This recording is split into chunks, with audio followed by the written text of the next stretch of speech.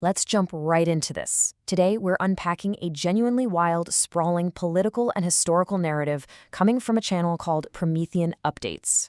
It's a lot to process. We're talking a multi-century theory connecting everything from the French Revolution all the way to modern American elections. Now, our goal here isn't to take a side. We're just going to impartially map out exactly what's being argued so you can understand the actual architecture of this specific worldview. We're going to look at their core arguments, the evidence they offer, and the broader conclusions they draw. Okay, let's dive into this. To map out this immense web of claims without getting totally lost, we've broken this explainer into 4 logical buckets: the central allegation, key figures, historical roots, and finally, the proposed counterstrategy. Let's get to it. Part 1. The central allegation. A modern siege. To really wrap our heads around the sheer scope of this narrative, we have to start with the dramatic crisis the source claims is unfolding in the US right now. They aren't talking about normal political gridlock. No, they're describing a coordinated, foreign-backed psychological war. The foundational thesis, laid out by Speaker Barbara Boyd, is this: British intelligence and their Democrat allies are attempting to bring the religious warfare of the Middle East to the United States. Right off the bat, you can see how inextricably linked foreign intelligence, domestic political parties, and global religious conflict have become in this framing. It sets the stakes incredibly high for modern American politics. And the speaker asserts this isn't just some abstract theory. It's framed as an active, operational plot targeting Donald Trump and the elections. You know, those things the media portrays as organic politics, like young people protesting the war in Gaza. Well, according to the source, those are meticulously crafted media operations. The masterminds supposedly pulling the strings behind all this? Intelligence services based in the City of London. And their primary tactic involves literally creating and weaponizing political and religious cults to destabilize the nation from the inside out. Let's move to part 2 and see how this builds. Key figures and connections. The alleged network. Now, a conspiracy of this scale obviously needs operators on the ground. The video attempts to glue together some pretty disparate biographical details to suggest these figures are essentially intelligence assets. Take Michigan Senate candidate Abdul El-Sayed, for example. The narrative points to his time as a Rhodes Scholar, which they frame as being indoctrinated into British imperial methods, and notes his father-in-law is Muslim Brotherhood adjacent. Then you have New York mayoral candidate Zohran Mamdani. They point out his father was a Ugandan Marxist and a fellow of the British Academy, positioning that as highly suspicious. And it goes all the way up to former President Barack Obama. The claim here is that his mother worked for a CIA front and that he ultimately authorized a coup against Trump using a fake dossier from British intelligence.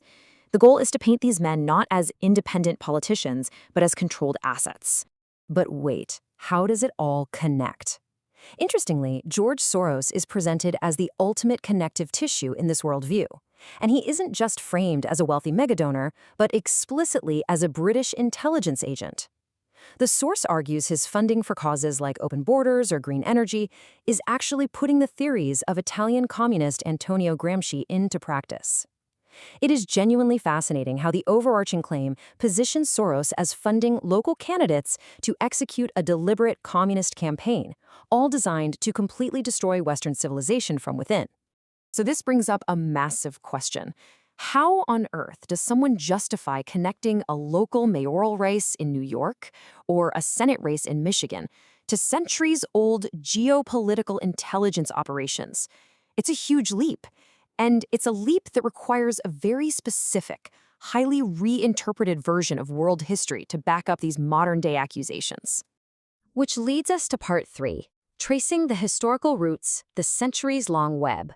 According to the source, and the narrator really takes on the tone of an investigative journalist here, this British strategy of subversion has been running for hundreds of years. The narrative actually claims that Britain orchestrated both the French and Russian revolutions, deploying Jacobins and communists as political cults to destroy their global economic rivals. Fast forward to the 20th century, right after World War I, the British supposedly dictated the Sykes-Picot Treaty to draw Middle Eastern borders in a way that guaranteed perpetual religious war. Why? To prevent the region from developing and threatening London's control over global oil. And jumping ahead to 2011, they claim the Arab Spring wasn't an organic uprising at all, but a joint US-British intelligence operation. A massive pillar of this historical argument rests on the Muslim Brotherhood. The speaker rapidly fires off a series of astonishing claims, asserting the Brotherhood operates as a direct tool of British intelligence historically used to overthrow Persian and Arab governments that were simply trying to develop their own nations. But it goes even further. The video alleges that Iran's Ayatollah Khamenei actually adopted the Brotherhood's ideology as official policy. And, get this, that Hamas essentially operates as the Brotherhood's Israeli branch. The court takeaway the video wants you to have is that radical Islam is not an independent movement. It's a weaponized asset cultivated by Western intelligence. And this brilliantly illustrates what all these historical threads are building toward: one grand, overarching conflict. The source sees the world locked in an ideological battle between two completely incompatible systems. On side A, you've got the British imperial system. It's globalist, relies on radical free trade, uses subversion and permanent war, and it actively targets the middle class. On side B, you have the American system, invented by Alexander Hamilton, perfected by Abraham Lincoln and William McKinley, and championed today by Donald Trump.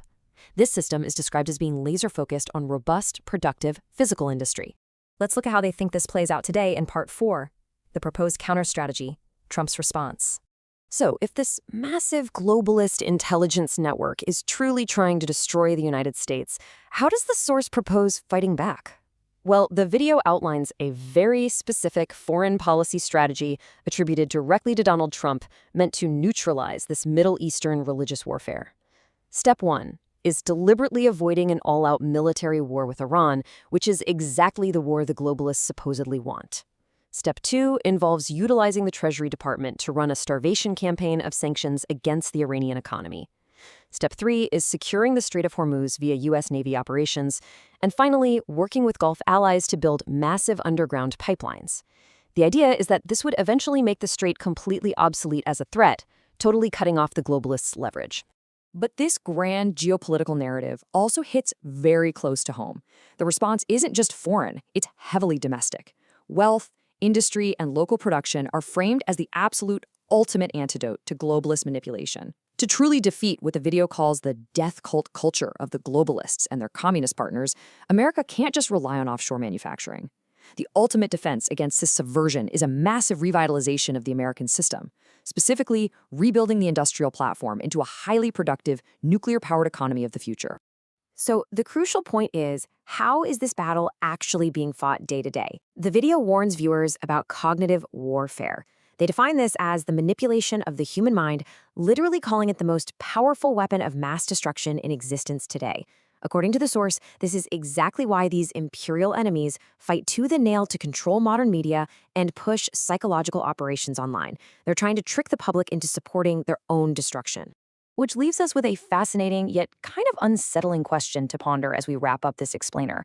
If cognitive warfare and media manipulation are as prevalent and as weaponized as this material claims, how do we actually distinguish between a truly organic, grassroots political movement and a brilliantly manufactured psychological operation?